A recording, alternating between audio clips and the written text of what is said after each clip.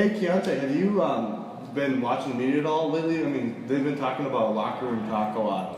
Yeah, man, it's kind of hard for me to hear being an athlete and all. Yeah, no doubt. I mean, it's definitely not reflective of any locker room that I've been a part of. Me neither, man. I don't know where this is coming from. Did you listen to that Life of Pablo? Let's go. This album just sounds like it's such a different sound. Yeah. But that's what makes Kanye a genius. Defender goal! Oh man, this is a girl I really like, and I'm trying to cook her dinner, but I just don't know what to cook, man. Man, you're asking the wrong person. I live off campus. All I eat is saltines and ramen.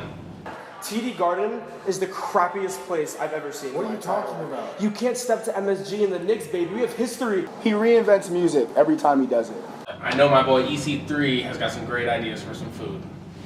Oh, we're talking about food now. My R squared is 0.29. I've got the wrong signs on all my variables. I just don't know what to do, Ben. You gotta help me out. What's going on here? Dude, man, I'm an art history major, man. Really want to cook to impress. Gotta make you some gravy, man. Gravy? Gravy. I don't know. People think he's really arrogant, but at the same time, that's what makes him Kanye, bro. That's what makes him Kanye. You're right.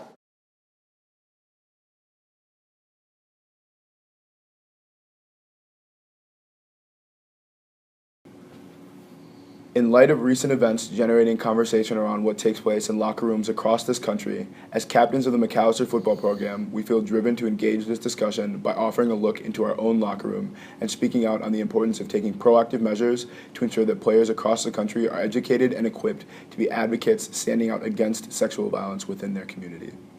We know that some male locker rooms engage in talk that stereotypes and sexualizes women in negative or demeaning ways.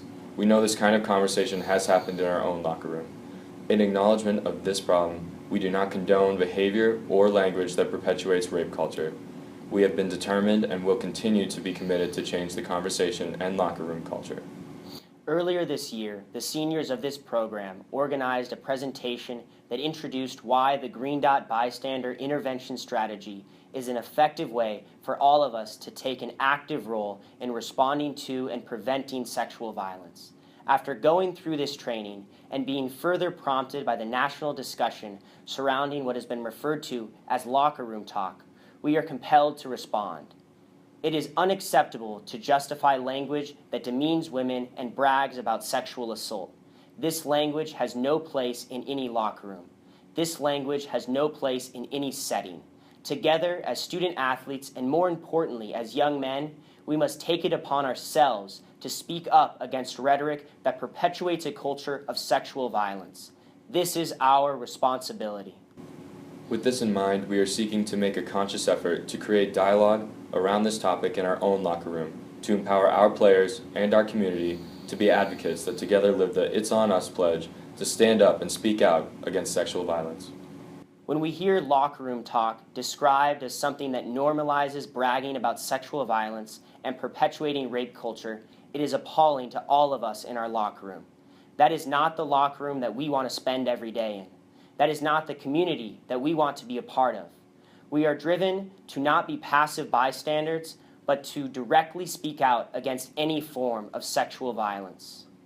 In making this video, our goals are to offer a look into what actually takes place in our own locker room, to share our commitment to stand up against sexual violence in our community, and to ask teams around the country to join us. What is your locker room talk?